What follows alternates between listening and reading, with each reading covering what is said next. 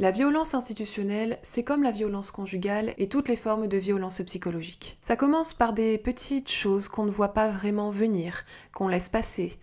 Une emprise s'installe toujours de manière très silencieuse, sans qu'on ne s'en rende compte.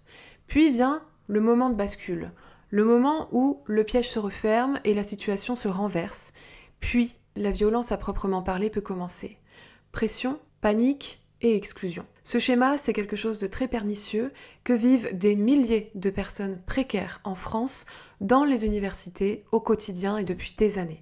Cette violence institutionnelle, je viens de la vivre à nouveau, pour la première fois depuis longtemps, grâce à l'université PSL qui m'a contactée pour une intervention ce jour, le lundi 26 mai 2025. Je devais être en atelier à l'heure où je vous parle et j'ai envie de vous partager ce qui s'est passé pour deux raisons. La première, c'est qu'elle illustre parfaitement la situation d'emprise et la violence psychologique qu'exerce l'université sur les vacataires de l'enseignement et de la recherche. La deuxième raison, c'est parce que le thème de l'atelier que je devais faire ce matin, c'était autour de la préparation de l'après-thèse et des leviers de valeur professionnels que les docteurs peuvent valoriser. J'ai envie de faire d'une pierre deux coups en vous montrant ce qui s'est passé et en vous permettant de comprendre comment cette violence fonctionne, et en même temps de faire cette intervention que j'étais censée faire à Paris aujourd'hui, de la partager gratuitement avec toutes et tous, en espérant qu'elle puisse servir à bien plus de personnes qu'il n'était prévu au départ. Quelques éléments de contexte d'abord. Le 12 septembre 2024, je suis contactée par une très grande historienne française, très connue, active à l'université PSL, qui est l'une des plus prestigieuses universités de France. Le contact se passe très bien initialement. J'ai en face de moi vraiment une personne extrêmement respectueuse qui me contacte dans les règles, qui me propose un échange pour discuter d'une éventuelle collaboration future. En fait, la situation est idyllique. Vous voyez ?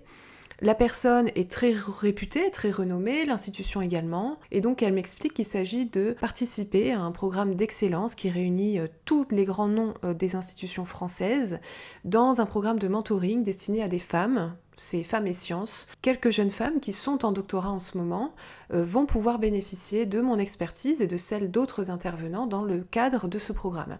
Au moment où je rencontre cette historienne, elle ne sait pas encore exactement combien il y aura de personnes, mais elle sait qu'il y aura entre 8 et 12 doctorantes. Elle me dit que ça fait 3 ans qu'elle co-organise ce programme, donc elle sait a priori où elle va financièrement, elle connaît l'enveloppe globale.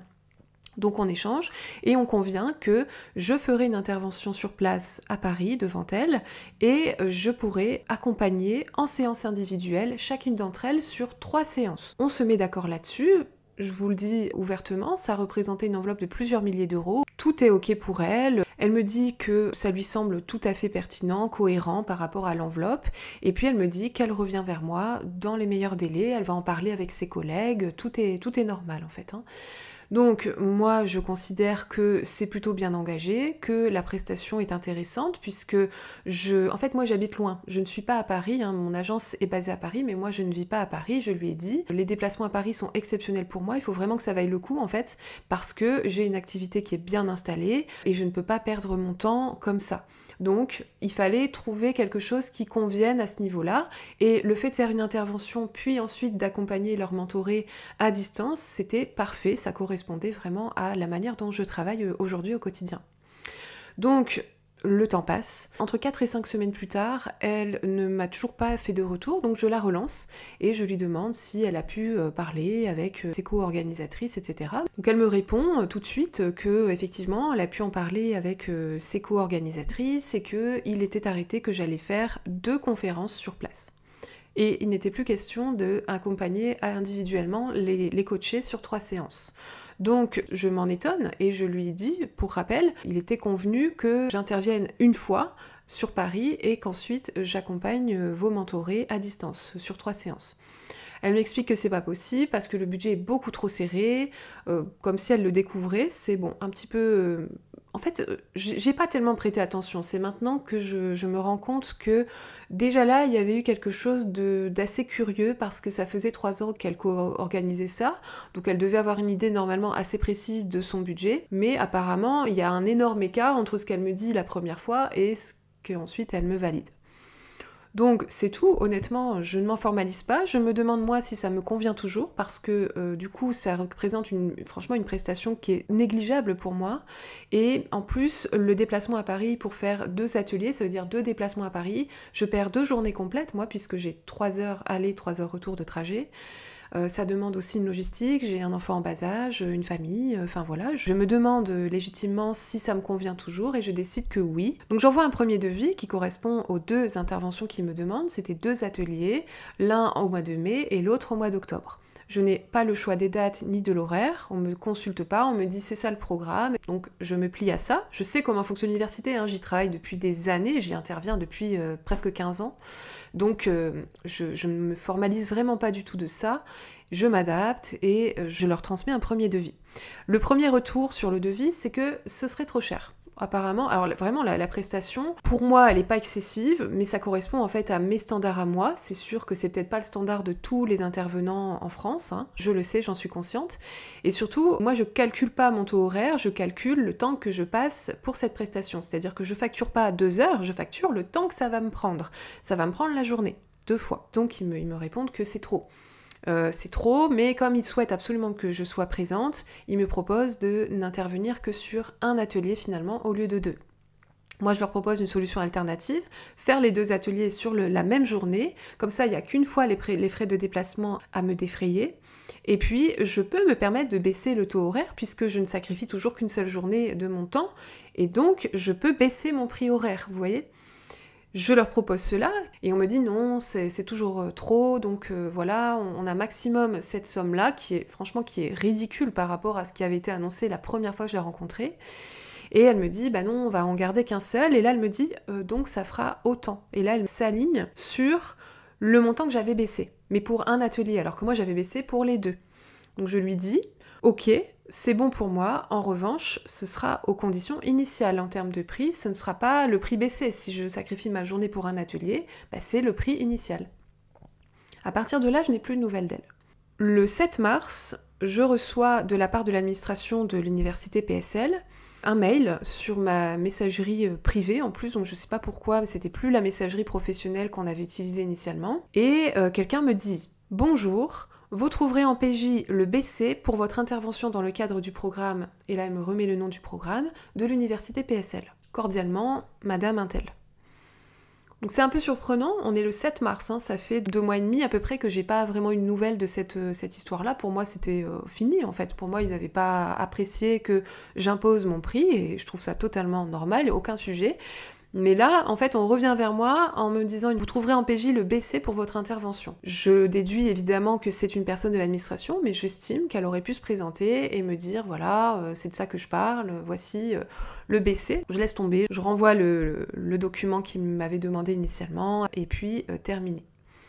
Donc elle m'avait envoyé initialement, avec sa demande de BC, là, elle m'avait mis en PJ le devis signé. Donc au 7 mars, il était signé par tout le monde, et sur ce devis, il était bien indiqué « Validité du devis 1 mois, délai de paiement 30 jours, acompte 50% à la signature du devis ». C'est, pour ceux qui ne le savent pas, tout à fait standard. Tout devis présente ce genre de clause en fait où on indique au client de quelle façon il doit s'y prendre pour nous rémunérer. C'est comme un contrat, un devis est contractuel. Une fois qu'il est signé, ça veut dire que tout ce qui est indiqué dessus est validé.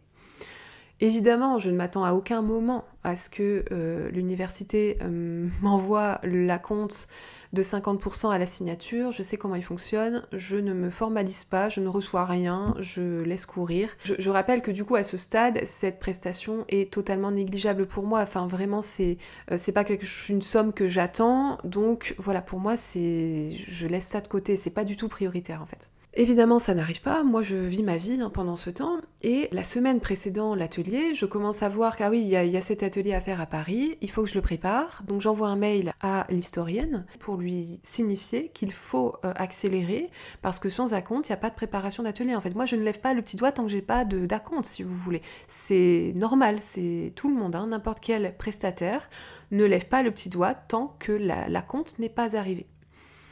Donc je lui explique ça de façon très claire. L'acompte conditionne ma présence et il faut que j'ai le temps de préparer l'atelier. Donc il faut régulariser. Elle me répond pas de problème, je transmets à l'administration et puis elle me met en copie des échanges. Et l'administration répond à mon historienne: bonjour, j'ai relancé notre service financier afin de procéder au règlement de l'acompte de 50%. Ok. Toutefois, les délais de visa et de validation peuvent être un peu longs. Passons, ça fait quand même 3 mois, c'est pas un peu long, là on est hors délai, hein. Mais je trouve que c'est correct comme réponse, je m'attends pas à mieux. À aucun moment, à ce moment-là, je n'envisage de ne pas me rendre à l'atelier, absolument pas. Je savais en fait, à présent, que je n'aurais pas cet acompte, mais je reste engagée. Sauf que ce mail s'accompagne d'une dernière phrase qui dit: l'intervenante sait que son intervention se déroule dans une université et qu'elle sera donc rémunérée dans tous les cas. Dans ce contexte, je ne comprends pas bien pourquoi elle exige absolument une avance. Merci, et elle signe. Je ne pense pas qu'elle savait que j'allais lire ce mail. L'historienne m'a mise en copie pour me dire: bah voyez, il faut faire avec. Sauf que cette phrase n'est pas du tout passée en réalité. Là, je me rends compte que cette phrase est extrêmement condescendante, qu'elle remet en cause les clauses du contrat qui étaient spécifiées dans le devis. Je sais que l'intervention se déroule dans une université, donc je suis particulièrement patiente et je sais comment ça fonctionne, donc je sais que c'est long, je le sais. Par contre, la conclusion de ça, c'est pas: elle sera donc rémunérée dans tous les cas. Et c'est pas parce que je serai rémunérée que ça me convient. Y a une date en fait, il y a des clauses, il y a des dates. Tu payes pas quelqu'un des mois plus tard. Ensuite, dans ce contexte, je ne comprends pas bien pourquoi elle exige absolument une avance. Dans ce cas-là, il faut le dire avant de signer le devis. C'est pas 3 mois plus tard, quand on est au pied du mur, à quelques jours de l'intervention, qu'on remet en cause une clause du devis. Donc c'est pas professionnel, c'est condescendant. C'est un manque de respect à mon égard. Cette phrase n'est pas passée du tout. Je pense qu'on aurait pu s'en passer, que les universités savent très bien que leurs intervenants doivent être souples, et là, en fait, on attend qu'ils s'adaptent. L'intervenante devient une variable d'ajustement, et elle n'a rien à exiger. La façon dont c'est présenté, c'est comme si c'était un caprice de ma part, en fait. Comme si c'était pas courant. Alors que tous les prestataires, tous les devis, je veux dire, vous prenez n'importe quel modèle de devis sur Internet, vous verrez qu'il y a toujours une clause dans ce sens. Il y a un acompte à verser, on donne la date, tout est indiqué, c'est contractuel. Donc elle sait pourquoi il y a une demande d'acompte. Cette demande est justifiée dans la mesure où les institutions publiques sont particulièrement connues de nos services pour être très très longs à rémunérer. Donc évidemment qu'on se protège et que cette clause est tout à fait normale. Sauf que là, on n'admet pas ça et on me fait passer pour quelqu'un de capricieux, une petite conne qui va de toute façon attendre comme tout le monde. Et malheureusement, c'est pas tout à fait dans mes cordes en fait. Et puis c'est contraire en fait à toutes mes valeurs. Je commence à me dire à ce moment-là que je vais me rendre à Paris pour faire un atelier devant des doctorants, alors que je n'ai pas été payée pour le faire, pas encore. Les clauses de mon contrat n'ont pas été respectées. On m'a manqué de respect clairement dans un mail quelques jours avant, mais je vais aller faire un atelier devant eux pour leur expliquer comment gérer les leviers de valeur professionnelle et comment gérer la valorisation de leur diplôme sur le marché de l'emploi. En fait, il n'y a rien qui va dans cette situation et je me dis, c'est complètement insensé. Donc, j'ai attendu jusqu'à quelques heures avant l'intervention. Vendredi à 11h, on est à moins de 24 heures ouvrées de l'intervention. Je considère que le temps est révolu, je n'ai plus le temps de préparer cet atelier dans des conditions optimales. On parle d'un programme d'excellence, de très haut niveau. J'avais beau avoir la structure et préparer des choses, il me fallait quand même au moins une journée de préparation pour faire le livret, il y avait des choses en fait encore à faire. Et je leur dis, je ne vais pas investir ce temps gratuitement ou sur mon week-end. Donc à partir du moment où je dispose de moins de 24 heures ouvrées pour faire ce travail, il faut reporter l'atelier. Donc je les informe, mesdames, je reviens vers vous concernant l'atelier prévu ce 26 mai pour lequel un devis a été signé et transmis il y a 3 mois.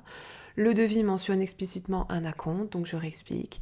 Et puis j'écris: en l'absence de ce versement à moins de 24 heures ouvrées de l'intervention, je suis contraint de vous demander le report de l'atelier à une date ultérieure. Parce que j'ai plus le temps en fait, j'ai plus le temps de préparer. Il ne s'agit en aucun cas d'un désengagement de ma part, c'est-à-dire que je reste à votre disposition pour reprogrammer l'atelier dans les meilleures conditions dès lors que les engagements contractuels seront respectés. Voilà un des leviers de valeur professionnelle que tout docteur doit être en mesure de faire respecter en fait. C'est juste le respect du contrat de travail. On n'est pas là pour travailler bénévolement. Si vous voulez valoriser votre diplôme, les amis, il faut vous faire respecter en termes contractuels. Votre contrat ou votre devis n'est pas là pour faire joli, il est là pour vous protéger dans ce genre de situation justement. Ici, je suis totalement dans mon droit, je suis extrêmement professionnelle, je ne me désengage pas, je les préviens à l'avance et en plus je leur avais déjà relancé l'affaire plusieurs jours avant. La solution n'ayant pas été trouvée, ce n'est pas à moi de m'ajuster à cette situation et de préparer un atelier dans l'urgence en fait, ou sur mon week-end. C'était juste hors de question, j'ai une vie de famille, c'est non. Par contre, je fais comprendre que je suis désolée, vraiment, donc j'adresse dans ce mail un mot précisément à l'historienne pour lui dire « Madame Untel, je suis pleinement consciente que cette situation vous place dans une position aussi délicate qu'elle l'est pour moi, parce que je suis dans une position très délicate en disant que je ne viendrai pas alors que je sais très bien que n'importe quel autre intervenant serait venu même sans salaire, je le sais, c'est pour ça que j'ai créé mon activité. Et je tiens à vous exprimer toute ma considération. Je regrette sincèrement, c'est vrai, que les conditions administratives n'aient pas permis de maintenir notre collaboration dans les délais prévus, et j'espère que nous aurons l'occasion de travailler ensemble dans un cadre plus serein et respectueux des engagements de part et d'autre. Donc je fais comprendre que je suis désolée pour l'historienne qui prépare, parce qu'elle n'y peut rien, quelque part. On va revenir sur ce sujet-là, mais à ce moment-là, je trouve que elle n'y peut rien, c'est l'administration qui n'a pas fait ce qu'il fallait, et du coup, je suis vraiment désolée pour tout le monde, mais moi, je n'accepte pas ça en fait. Je ne travaille pas de cette façon-là, je ne l'accepte jamais dans ma vie professionnelle, et c'est pour ça que j'ai réussi à bâtir une réputation, en fait. Tout le monde le sait, que je n'accepterai jamais de travailler gratuitement, franchement. C'est un sujet que j'aborde souvent sur les réseaux sociaux, et donc, non, en fait, ça marche pas. Ça marche pas avec moi. La réponse ne s'est pas fait attendre. J'ai reçu donc 15 minutes après la réponse de l'administration. Et cette réponse, je trouve que c'est une masterclass. C'est-à-dire qu'à partir de maintenant, on a une masterclass. Et je suis contente d'avoir des écrits pour pouvoir vous montrer comment fonctionne cette violence institutionnelle, cette violence psychologique en fait. Je vous montre la réponse et on va la commenter. Bonjour madame, je comprends parfaitement votre désagrément et nous vous prions de bien vouloir nous excuser pour les délais parfois longs, dus au circuit de validation interne ainsi qu'aux récents mouvements de personnel au sein de l'administration. Ce n'est pas un désagrément, c'est une rupture contractuelle en fait. Et qualifier ça de désagrément pour moi, ça veut dire que je réagis dans l'émotion. Vous voyez, on minimise la gravité de la situation en disant que c'est juste un désagrément. Nous excuser pour les délais parfois longs, non, en fait, si tu as des délais qui sont longs, tu préviens et tu places pas ton atelier aussitôt ou alors tu contactes le prestataire plus tôt pour éviter ça. C'est pas l'intervenant qui va porter le problème de délai. Si tu as un délai, tu sais que le paiement ne peut pas arriver dans les 3 mois, tu mets pas l'atelier à 3 mois après la signature de devis, tu le mets plus tard. Comme ça, tu te responsabilises. Je passe, bien sûr, sur l'excuse institutionnelle générique. On s'excuse pour les délais parfois longs, c'est à cause de la validation interne, c'est à cause des mouvements de personnel. Donc à aucun moment on ne reconnaît qu'il y a une rupture de contrat, une clause qui n'est pas respectée. C'est l'une des clauses centrales du devis, donc c'est quand même embêtant. On minimise, on reconnaît pas la faute, on reconnaît pas la responsabilité. C'est la faute de quelqu'un d'autre, c'est toujours le système, ce grand méchant. Ensuite, elle écrit « Comme je l'ai indiqué à madame l'historienne, votre demande a bien été enregistrée et sera réglée dans tous les cas. » Et je n'attends pas à ce que ce soit réglé dans tous les cas, j'attends à ce que ce soit réglé avant l'intervention, de sorte que je puisse préparer l'atelier. Il peut effectivement arriver que des retards surviennent dans le versement, mais les prestataires perçoivent toujours leur paiement.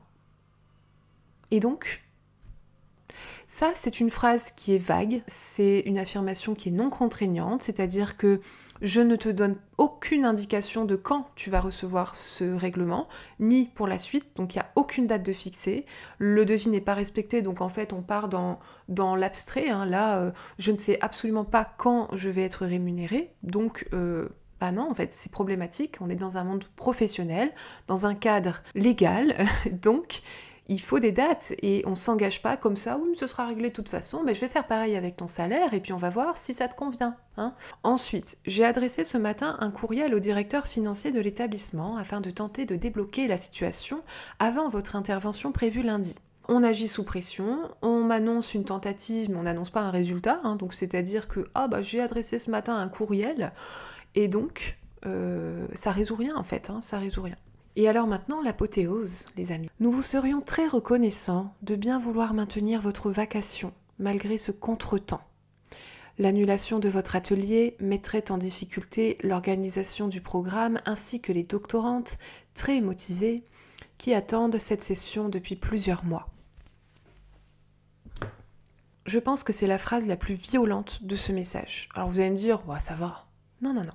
C'est extrêmement violent parce que on joue sur la culpabilité. C'est-à-dire que si je ne fais pas un geste, je dois faire un geste alors que je n'ai pas été rémunérée en fait. Que la responsabilité n'est pas la mienne ici, c'est celle de l'administration. On me fait culpabiliser. Ok, on vient me dire que si je ne viens pas, tout va être perturbé, les doctorantes vont jamais s'en remettre, hein, c'est pour elles n'attendent que ça, hein, c'est sûr. Donc les victimes, ce sont les doctorantes et les personnes qui organisent, et ce n'est pas moi du tout, hein, c'est pas moi la victime de la situation, ce sont d'autres personnes. On joue sur mon engagement envers des publics vulnérables, et je le sais. Croyez-moi, parce que là, j'ai l'air professionnelle et j'ai mis aucun affect dans mes mails, mais je peux vous assurer que je n'étais pas bien vendredi. Je savais que j'allais mettre en difficulté l'historienne, et d'ailleurs c'est pour ça que j'ai voulu lui adresser un mot, et je savais aussi que j'allais ne pas respecter le calendrier des doctorantes qui, elles, avaient booké aussi l'atelier dans leur agenda. Et ça m'embêtait vraiment. Et en fait, ils ont joué là-dessus. Et ils le savaient. Ils le savent parce qu'on fonctionne tous comme ça. Tous les intervenants des universités fonctionnent à l'engagement, c'est clair. Et c'est pour ça qu'on précarise, hein. C'est pour ça que la précarisation continue, s'aggrave d'année en année. On compte sur l'engagement des intervenants, tout est fait pour que on puisse reporter la faute sur la personne qui va dire non. C'est la personne qui va dire non qui va se retrouver en faute. Si je ne viens pas, tout va s'effondrer, l'organisation tombe à l'eau, les doctorantes ne s'en remettront jamais, c'est sûr. Je vais pas être aussi méchante envers, non pas l'administration, mais ces pauvres doctorantes qui n'attendent que moi. Hein. Pour moi, ce mail de l'administration, c'est une leçon. On y trouve toutes les strates de la violence psychologique. D'abord, on minimise, ensuite on déplace la responsabilité, puis on retourne la situation, on culpabilise la victime, très courant, et à la fin, on fait de l'instrumentalisation affective. Tout est de ta faute en fait, hein. C'est ces trois lignes qui sont juste... tout est dedans. Et on n'y prête pas forcément attention, en fait. Je sais que moi, à l'époque, j'aurais été extrêmement sensible à l'ensemble de ce mail. C'est-à-dire que, évidemment, je serais revenue sur ma décision. De toute façon, je n'aurais jamais annoncé qu'il fallait reporter initialement, hein, clairement. Mais admettons que je l'ai fait, ici, je serais revenue sur ma décision. C'est sûr, c'est sûr. Parce que, d'une part, j'étais précaire à l'époque. Donc, je sentais bien que j'allais être blacklistée. Hein. Je sais bien qu'on va pas refaire appel à moi, alors que je les plante. On me fait comprendre que c'est comme ça que ça va être perçu, vous voyez. Donc forcément, je me dis, il va peut-être falloir montrer patte blanche, sinon je pourrais plus intervenir dans cet endroit-là, et c'est embêtant parce que c'est mon gagne-pain. À l'époque, c'était vraiment mon gagne-pain. D'où la précarisation, parce que tous les doctorants qui sont des intervenants ou qui donnent des cours sont dans ces situations de vulnérabilité professionnelle. Et c'est aussi pour ça que j'ai refusé d'y aller, parce que moi, je peux me permettre de ne pas y aller. Parmi les intervenants, il y a beaucoup de professionnels qui n'attendent pas après ça, hein, c'est clair. Et justement, en fait, le problème, c'est que quand on n'attend pas après ça, c'est exactement ce que je pensais faire au début, c'est on y va quand même. On se dit, bon, de toute façon, on s'en fiche, c'est pas pour ça qu'on le fait, on y va parce qu'on a envie d'aller parler à ces jeunes, on a envie de leur transmettre des choses, et donc on fait pas grand cas de ces problèmes. Sauf que du coup, ça nourrit le problème parce que les précaires, eux, n'ont pas la possibilité d'avoir le moindre levier d'action. Et eux, ils attendent vraiment après ça pour payer leur loyer, en fait, et pour manger. Je le sais, j'ai été dans cette situation. Et je pense que c'est de ma responsabilité aussi. Et pour vous, c'est un des leviers de valeur professionnelle. C'est-à-dire que si vous voulez être respecté dans votre travail, si vous voulez arriver à sortir de la précarité, il faut en passer par là, malheureusement. Et il faut vous imposer aussi souvent que possible. Et en tout cas, soyez vigilants. Aux moindres signaux, il faut regarder. Et il faut les relancer, et il faut essayer de faire imposer vos conditions, toujours en restant très professionnel pour éviter d'être blacklisté. Moi, je suis pas blacklistée parce que j'impose qu'on me paye cet acompte, je suis blacklistée parce que je ne viens pas le jour de l'atelier. Et c'est ça qui va vraiment leur poser problème. Donc j'ai répondu, pour ceux que ça intéresse, parce que comment on répond à ça et comment on maintient sa position. J'ai répondu madame, et là je m'adresse uniquement à cette personne de l'administration parce qu'à ce moment-là, je n'ai pas encore le retour de l'historienne et je n'en veux pas encore à l'historienne pour le moment. Donc je m'adresse à cette femme de l'administration qui, à mon sens, est totalement responsable de ce qui s'est passé puisqu'elle n'a pas fait ce qu'il fallait pour avoir cet acompte. Madame, il ne s'agit pas d'un contretemps administratif, c'est un non-respect des conditions contractuelles. Dans toute prestation professionnelle, le versement préalable d'un acompte est une pratique standard, en particulier dans le cadre de collaboration avec des établissements publics au délai de paiement long. J'ai déjà dû patienter près de 2 ans pour obtenir le règlement final d'une vacation qui avait été effectuée dans un autre établissement. En aucun cas, je ne souhaite prendre le risque que cette situation se reproduise. Donc je fais comprendre que c'est pas parce qu'on va me payer un jour que c'est acceptable. J'ai déjà dû attendre 2 ans et donc c'est pas la peine de me la faire à l'envers ou de me la jouer aux larmes et à la culpabilité. Non, c'est non. À ce jour, je n'ai aucune raison de penser que le règlement du travail engagé sera effectué dans un délai raisonnable. Et en l'absence de cet acompte, je ne suis pas en mesure d'engager des frais pour le déplacement et du temps pour la préparation de l'atelier dans des conditions sérieuses. L'intervention prévue lundi doit donc être reportée, et ce pour des raisons entièrement indépendantes de ma volonté. C'est-à-dire que je te rappelle que c'est pas moi qui pose problème ici, c'est toi. Madame l'historienne, à nouveau, je suis sincèrement désolée de cette issue dont je mesure pleinement les conséquences pour vous comme pour les participants. Je tiens toutefois à exprimer que je ne suis pas responsable de cette situation et je ne souhaite pas que l'administration me fasse porter la charge d'un dysfonctionnement qui lui incombe entièrement. J'espère que nous aurons l'occasion de collaborer dans un cadre plus respectueux et sécurisé, à la hauteur de la confiance que vous m'avez témoignée. Respectueusement, Erika Dupont. Et là, en fait, j'ai reçu la réponse de l'historienne. Attention, nous avons une nouvelle masterclass pépite de la manipulation psychologique, l'emprise et la violence institutionnelle. Tout cela en 6 lignes. Chère Erika, il va sans dire que votre position justifiée mais peu réaliste quant au fonctionnement de nos administrations universitaires nous met dans l'embarras. Nous allons donc réorganiser cette journée en regrettant vivement votre apport. Pour l'instant, le programme de l'année étant presque bouclé, je ne vois pas quand nous pourrions repousser votre venue. Mais nous allons en discuter au sein du COPIL prochainement et reviendrons vers vous. Bien à vous, Madame Intel. Donc on a un superbe condensé. D'abord, il n'y a aucune reconnaissance de ce qui m'a mené à annuler. On reconnaît formellement que ma position est effectivement justifiée pour mieux l'invalider dans la foulée. C'est peu réaliste. Si c'est peu réaliste, ma grande, tu t'organises. C'est pas à moi de m'organiser. Ok ? C'est toi qui devais me contacter plus tôt ou mettre l'atelier plus tard. C'est tout, en fait. Ce qu'on me dit, c'est tu as raison, mais tu comprends rien au système. Toi, t'es clairement pas faite pour. T'es pas faite pour ça. Ok ? C'est ça. La logique d'emprise institutionnelle. On valide pour mieux neutraliser. On donne un peu de crédit pour ensuite mieux retirer toute légitimité. C'est ça l'emprise. Ma position, comme s'il y avait débat, donc c'est pas une position, c'est juste... je sais même pas comment vous dire, mais je crois que vous avez compris. Cette position vous met dans l'embarras, donc c'est moi qui vous met dans l'embarras. Nous allons donc réorganiser cette journée. Pourquoi, en fait ? Moi, à aucun moment, je me suis dit, ils vont annuler toute la journée. Pourquoi faire ça ? Donc on me dit, on va tout annuler à cause de toi. Donc ça veut dire que les autres intervenants, tout va être reporté pour eux. Ils ont booké. Ils ont peut-être des billets de train. Ils vont être reportés, donc ça veut dire que leur rémunération finale aussi va être reportée. Enfin, c'est horrible, en fait. On me fait porter un truc qui me dépasse, là, à ce moment-là. Je m'attendais pas à ce qu'ils réorganisent la journée et je trouvais je trouvais pas ça trop grave de reporter l'atelier. Il m'aurait dit, ok, on fait ça dans la semaine suivante, ça pose problème à qui ? C'est beaucoup moins embêtant que d'annuler toute la journée, je trouve ça ridicule. Et donc on le fait en regrettant vivement mon apport. On fait comme si c'était un imprévu logistique et non pas la conséquence d'un manquement grave de leur part. C'est ce qu'on appelle une neutralisation par euphémisation, c'est-à-dire qu'on regrette votre apport, on regrette pas l'abus de confiance qu'on a exercé sur vous, et on regrette pas non plus la rupture du cadre légal dans lequel cette prestation était censée être effectuée. La phrase suivante, c'est la sanction. Pour l'instant, le programme de l'année étant presque bouclé, Je ne vois pas quand nous pourrions repousser votre venue. Hein, on va gentiment t'écarter, ma grande, parce que tu nous as bien cassé les pieds. Hein, donc tu vas t'en aller. Nous, on ne veut plus entendre parler de toi.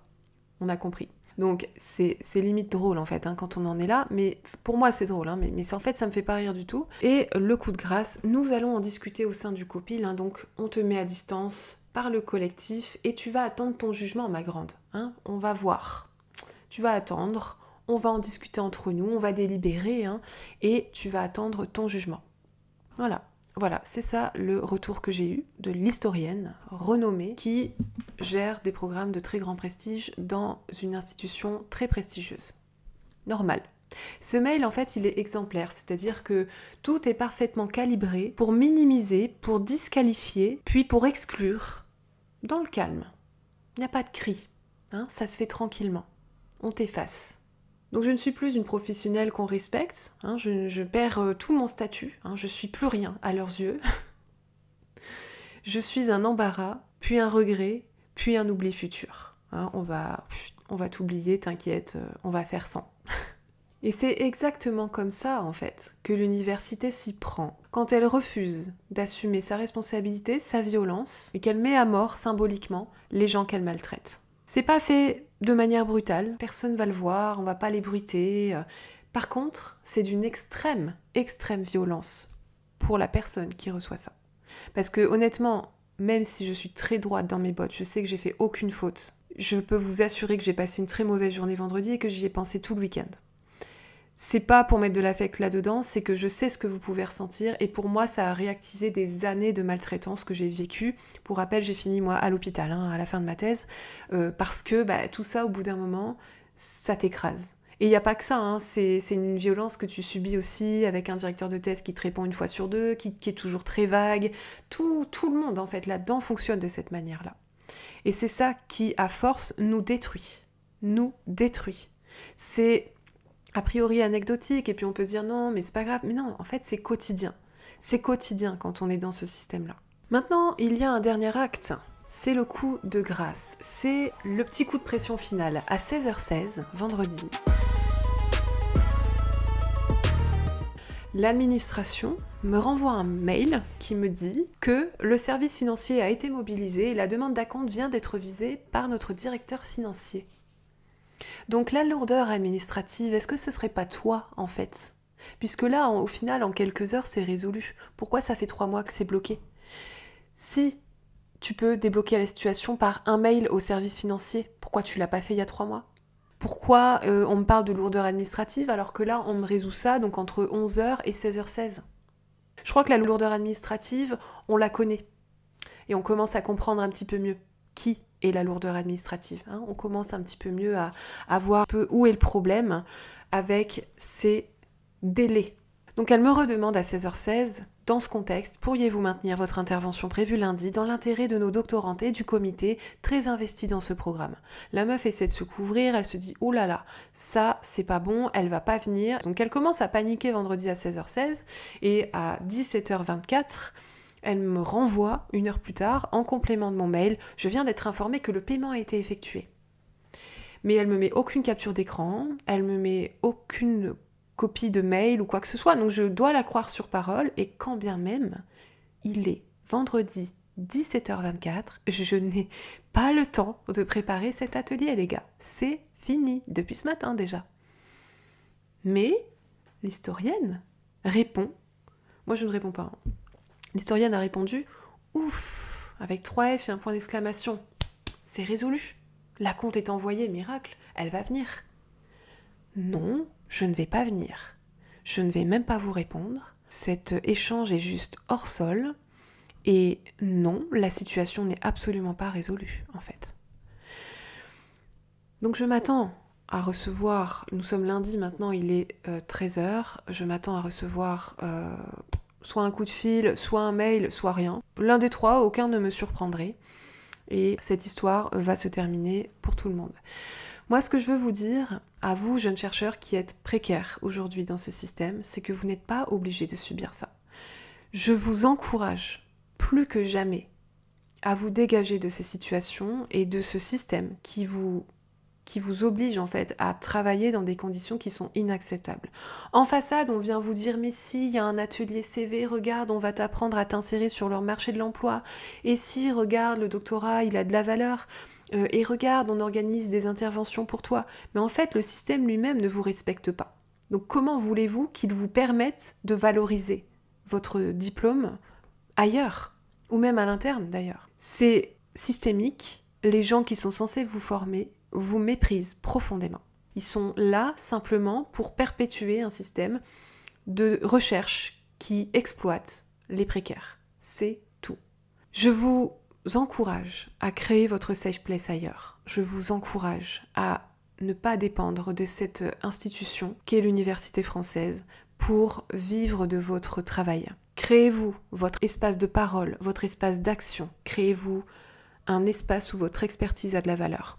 Allez voir les gens qui ont le respect pour votre expertise, qui ne vous feraient jamais ça. Allez travailler pour des gens qui respectent les clauses d'un contrat, qui respectent leurs engagements et qui ne vous feront jamais porter la défaillance qui leur revient. Moi, je travaille aujourd'hui avec des prestataires régulièrement. L'acompte est normal, l'acompte est réglé immédiatement à la signature du devis. Si il y avait un problème, par exemple j'oublie ou j'en sais rien, il y a un problème technique qui fait que finalement c'est pas envoyé, le prestat n'a pas reçu son avance, je m'excuse platement, c'est jamais arrivé, mais je m'excuserai si ça arrivait platement et je comprendrai que là c'est à moi d'assumer. C'est à moi de décaler mon atelier si je n'ai pas rémunéré le prestataire. Okay ? Et c'est pareil dans tout le monde du travail, mais vous ne le savez peut-être pas encore. Commencez à construire. Parce que le seul moyen de sortir de l'emprise, c'est de reprendre la parole, de reprendre le pouvoir sur la situation. C'est ce que je suis en train de faire ici, en vous disant ce qui s'est passé, en vous partageant les mails, en vous montrant en toute transparence ce qui s'est passé et en vous expliquant pourquoi c'est inacceptable. Je sais que vous, ou moi à l'époque, dans une telle situation, on a l'impression qu'on n'a pas le choix. On croit comme une femme battue, comme n'importe quelle situation de vulnérabilité psychologique où il y a de l'emprise, on a l'impression qu'on n'a pas le choix. On se dit mais j'ai pas le choix. Si je veux faire carrière là, j'ai pas le choix, je vais pas faire ça. Si vous avez le choix, votre expertise a de la valeur quelque part et vous devez savoir où. Tout mon contenu va en ce sens, pour vous indiquer ça. Et tout l'accompagnement que je propose aussi est là pour ça. Jamais partir avec une thèse non financée, jamais partir sans plan B, jamais partir sans stratégie long terme et moyen terme, et créer sa propre activité, créer sa propre safe place en ligne, de sorte à avoir toujours le contrôle de ce qui se passe. Et que personne ne puisse vous réduire au silence, que personne ne puisse neutraliser en fait votre travail et votre légitimité à faire valoir vos droits dans un contexte professionnel. Ce n'est pas un caprice et prenez conscience de votre valeur en premier. N'acceptez pas ça, parce que c'est ça qui vous détruit aussi. On accepte beaucoup trop par passion et par engagement. Et ils le savent, et ils en jouent. Voilà, ce sera tout pour moi aujourd'hui. Je m'excuse publiquement auprès des doctorantes qui étaient présentes ce matin et qui attendaient ma venue. Sachez que je suis sincèrement désolée et j'espère que vous comprendrez ce qui s'est passé. J'espère aussi d'ailleurs que cette vidéo aura valeur de masterclass sur l'atelier d'aujourd'hui. Quels sont vos leviers de valeur professionnelle? Eh bien, respectez-vous, connaissez vos valeurs, n'y dérogez jamais, faites en sorte qu'on respecte vos compétences, votre temps, votre travail et les clauses du contrat que vous signez avec des institutions ou des partenaires. Je vous souhaite une bonne journée et je vous dis à bientôt. Ciao.